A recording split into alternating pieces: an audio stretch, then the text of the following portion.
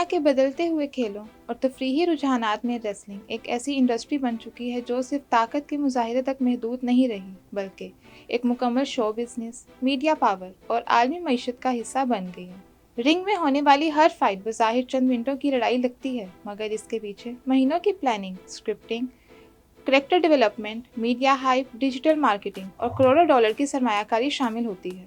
یہی وجہ ہے کہ آج ریسلنگ نہ صرف امریکہ، ایشیا، یورپ، افریقہ اور لاطینی امریکہ سمیت دنیا کے کئی خطوں میں باقاعدہ طور پر کھیلی اور دیکھی جاتی ہے، اور ہر سال اس کے بڑے بڑے ایونٹس عالمی سطح پر غیر معمولی توجہ حاصل کرتے ہیں۔ ریسلنگ کی دنیا میں سب سے نمایاں نام WWE ہے، جو امریکہ میں قائم ایک عالمی کمپنی ہے اور دنیا میں سب سے زیادہ دیکھی جانے والی ریسلنگ پیش کرتی ہے۔ اس کے شوز جیسے مانیا ریسل صرف کھیل نہیں، ایک عالمی انٹرٹینمنٹ فیسٹیول بن چکے ہیں، جنہیں لاکھوں لوگ اسٹیڈیم میں اور کروڑوں اسکرین پر دیکھتے ہیں۔ اس کے علاوہ امریکہ میں ہی آل ایلائٹ ریسلنگ نے حالیہ برسوں میں تیزی سے مقبولیت حاصل کی ہے اور نوجوان شائقین کو اپنی طرف متوجہ کیا، خاص طور پر زیادہ حقیقی فائٹس اور نئے ٹیلنٹ کی وجہ سے۔ جاپان میں نیو پرو جاپان ریسلنگ ایک انتہائی مضبوط اور تکنیکی ریسلنگ ادارہ ہے، جہاں فائٹس زیادہ سنجیدہ اور کھیل کے قریب انداز میں پیش کی جاتی ہیں۔ وہاں ریسلرز کو حقیقی ایتھلیٹس کی طرح ٹرین کیا جاتا ہے اور ان کی پرفارمنس میں ڈسپلن اور مہارت نمایاں ہوتی ہے۔ میکسیکو میں لوچا لبرا، اے ورلڈ وائڈ اور کونسیجو ڈی لوچا لبرا جیسی تنظیمیں مارکس کلچر، تیز رفتار ایکشن اور فلائنگ مووز کے لیے دنیا بھر میں مشہور ہیں، جہاں ہر ریسلر کا ماسک اس کی شناخت اور اس کی عزت کی علامت ہوتا ہے۔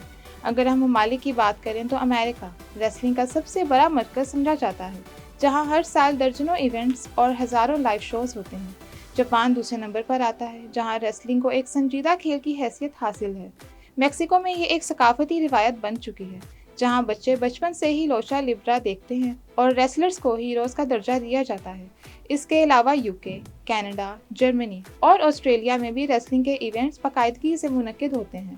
حالیہ برسوں میں سعودی عرب اور متحدہ عرب امارات جیسے ممالک میں بڑے شوز کروائے جا رہے ہیں، جہاں حکومتیں اور پرائیویٹ ادارے مل کر کروڑوں ڈالر خرچ کرتے ہیں تاکہ عالمی توجہ حاصل کی جا سکے۔ ریسلنگ ٹورنامنٹس اور ایونٹس کی بات کی جائے تو سال بھر میں مختلف جاری رہتے ہیں۔ WWE کے بڑے ایونٹس میں رمبل رائل، سلام سمر اور سروائیور سیریز شامل ہیں، جبکہ جاپان میں G1 کلائمیکس ٹورنامنٹ بہت مشہور ہے، جسے جیتنا کسی بھی ریسلر کے کیریئر کا بڑا اعزاز سمجھا جاتا ہے۔ ان ایونٹس کو T V channels, YouTube, streaming plate form جیسے یوٹیوب اور نیٹ فلکس پر کروڑوں لوگ دیکھتے ہیں، جس سے اس انڈسٹری کی آمدنی میں بے پناہ اضافہ ہوتا ہے۔ ریسلنگ صرف فائٹس تک محدود نہیں ہے، بلکہ اس میں کہانی سازی کا ایک بہت بڑا عنصر ہوتا ہے۔ ہر ریسلر کا ایک کردار ہوتا ہے، کوئی ہیرو ہوتا ہے اور کوئی ولن۔ ان کے درمیان دشمنی، دوستی، دھوکہ اور بدلہ جیسی کہانیاں تیار کی جاتی ہیں تاکہ ناظرین جذباتی طور پر ان کے ساتھ جڑ جائیں۔ یہی سٹوری لائنز مہینوں بلکہ سالوں تک چلتی ہیں اور ہر بڑے ایونٹ پر ان کا کلائمیکس دکھایا جاتا ہے۔ اب اگر ہم بیٹنگ یعنی شرط یا جوئے کی بات کریں تو یہ ریسلنگ کی دنیا کا ایک حساس مگر حقیقت پر مبنی پہلو ہے۔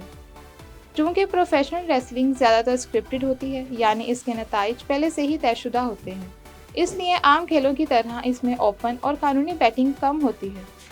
تاہم اس کے باوجود کچھ مخصوص طریقوں سے جوا کھیلا جاتا ہے، خاص طور پر آن لائن دنیا میں۔ ریسلنگ میں جوا عام طور پر 3 طریقوں سے ہوتا ہے۔ پہلا طریقہ غیر رسمی بیٹنگ ہے، جہاں دوستوں یا چھوٹے گروپس میں لوگ آپس میں شرط لگاتے ہیں کہ کون سا ریسلر جیتے گا۔ دوسرا طریقہ online betting platforms ہیں، جہاں بعض اوقات بڑے ایونٹس جیسے مانیا ریسل یا رائل رمبل پر آڈز دی جاتی ہیں، خاص طور پر ان ممالک میں ہے جہاں آن لائن جوا قانونی یا نیم قانونی ہے۔ تیسرا اور سب سے پیچیدہ طریقہ اندرونی معلومات پر مبنی بیٹنگ ہے، جہاں کچھ لوگ جو کمپنی یا بیک سٹیج کے قریب ہوتے ہیں میچ کے نتائج پہلے سے جان کر شرط لگاتے ہیں۔ یہی وجہ ہے کہ ریسلنگ میں بیٹنگ کو اکثر متنازع سمجھا جاتا ہے۔ اگر کسی میچ کا نتیجہ لیک ہو جائے تو بیٹنگ مارکیٹ میں اچانک تبدیلی آ جاتی ہے اور اوڈز یکدم بدل جاتے ہیں۔ بعض کیسز میں بگ میکرز کو نقصان اٹھانا پڑتا ہے، اس لیے کئی بیٹنگ کمپنیاں ریسلنگ پر شرط لگانے کی اجازت ہی نہیں دیتی۔ بیٹنگ میں فائدہ اٹھانے والوں میں سب سے پہلے بگ میکرز ہوتے ہیں، جو ہر شرط پر کمیشن لیتے ہیں۔ اس کے علاوہ وہ افراد جو اندرونی معلومات رکھتے ہیں وہ بھی مالی فائدہ حاصل کر سکتے ہیں، لیکن اس کے ساتھ ساتھ خطرہ بھی بہت زیادہ ہے۔ کئی ممالک میں یہ غیر قانونی ہے اور اگر کوئی اس میں ملوث پایا جائے تو اسے جرمانہ یا قانونی کارروائی کا سامنا کرنا پڑ سکتا ہے، خاص طور پر پاکستان جیسے ممالک میں جہاں جوا سختی سے ممنوع ہے۔ اس لیے اس میں شامل ہونا نہ صرف غیر قانونی بلکہ خطرناک بھی ہو سکتا ہے۔ रेसलिंग इंडस्ट्री से फ़ायदा उठाने वालों की फहरिस्त बहुत तवील है। रेसलर्स खुद लाखों और बाज़ औक़ात करोड़ों डॉलर कमाते हैं, जबकि बड़ी कंपनियां अरबों का बिजनेस करती हैं।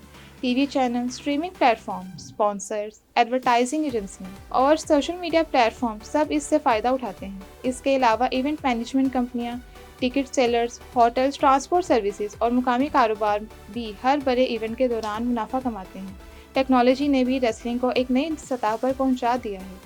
अब live streaming, social media hype, fan engagement और वर्चुअल रियलिटी जैसे अनासिर इस इंडस्ट्री को मज़ीद ताकतवर बना रहे हैं। रेसलर्स अब सिर्फ रिंग तक महदूद नहीं, बल्कि वो social media influencers, brand ambassadors और आलमी शख्सियात बन चुके हैं। होगन और रॉक जैसे रेसलर्स ने रिंग को अलविदा कहने के बाद फिल्मों को ज्वाइन किया और आज वो महंगे तरीन हॉलीवुड स्टार्स में शुमार किए जाते हैं, जिन्होंने रिंग में रहते हुए भी अपनी ताकत का मुजाहिरा करके करोड़ों कमाए और अब सिल्वर स्क्रीन पर छाए हुए हैं।